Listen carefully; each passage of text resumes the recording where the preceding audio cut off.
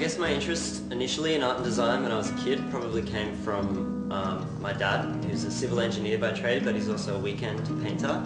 And because of that, he always had Australian art history books lying around the house. So I used to go through them and trace my favourite paintings out of all of them. In particular, this artist called Albert Tucker I was really obsessed with and still am.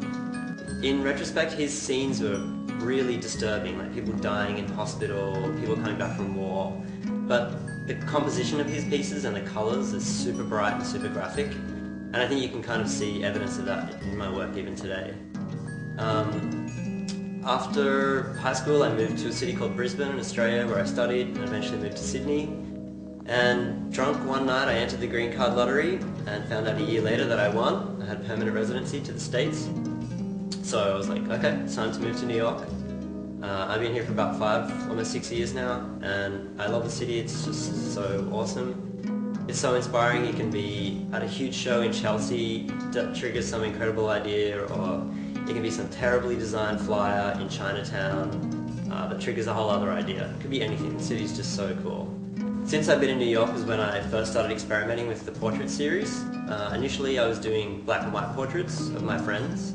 Kind of mixture of like looser lines with sharper, harder graphics.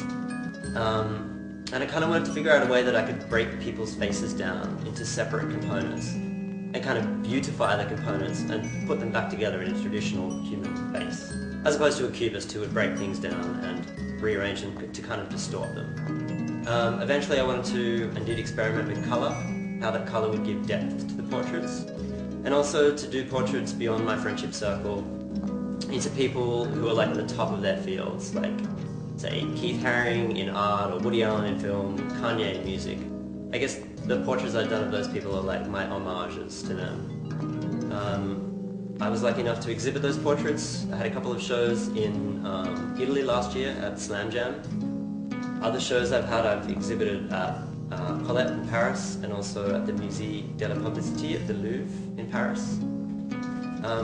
I guess that's kind of a reason I was drawn to this Turkish Airlines collaboration as well, because the concept is a continuation of what I've been doing with my portraits so far, where I can draw people at the top of their games in their industries.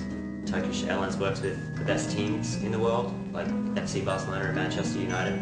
We have the best players in the world, like Messi and Rooney. So I like that it's a continuation of that idea. I also like that the collaboration is a little bit different than other collaborations. We're going to have exhibitions in Barcelona and in Manchester, which will be followed on by an installation of the prints at airports around the world. It's exciting.